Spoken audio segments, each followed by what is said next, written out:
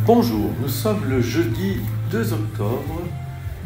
En ce jeudi, nous terminerons aussi avec les Juifs la fête du grand pardon, le Kippour. Vous savez que une des particularités de cette journée, c'est aussi de fêter les anges gardiens.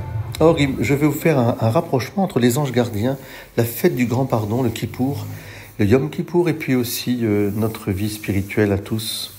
Oui, je suis un petit frère de la communauté juive. Ce sont nos frères aînés sur lesquels nous avons grandi et nous sommes déployés. Et nous prions bien sûr en communion avec eux. Nous sommes des frères de la Bible, des frères du Dieu unique révélé, de ce Dieu Père. Nous sommes les frères aussi de la messianité.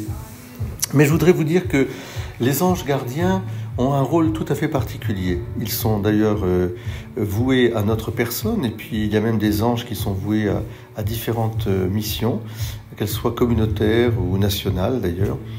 Mais la particularité des anges, c'est qu'ils sont toujours en train de dire à Dieu ce que nous faisons de bien.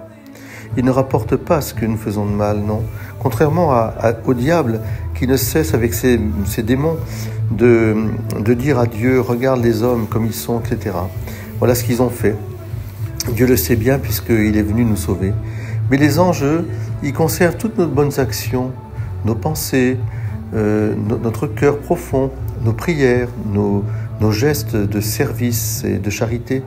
Ils les conservent dans une coupe débordante d'amour pour les porter au ciel, pour que nous puissions être nous aussi remplis de cet amour et être sauvés.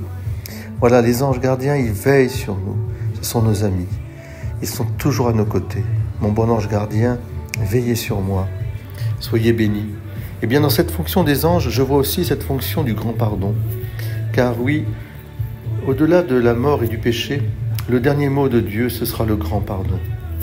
Je vous pardonne. Père, pardonne-leur, ils ne savent pas ce qu'ils font.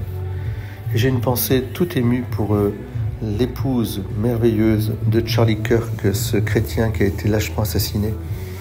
Et au cours de la veillée qui a précédé aussi ses obsèques, son hommage, eh bien, l'Amérique entière a entendu cette femme dire avec une prière et des sanglots et des larmes, adresser à Dieu cette prière. Je pardonne à ce jeune homme qui a fait tant de mal pour ma famille et qui a tué mon mari. Je lui pardonne. Père, pardonne-leur parce qu'ils ne savent pas ce qu'ils font. Eh bien, je peux vous dire que là, nous sommes dans le grand pardon et que les anges y participent vraiment.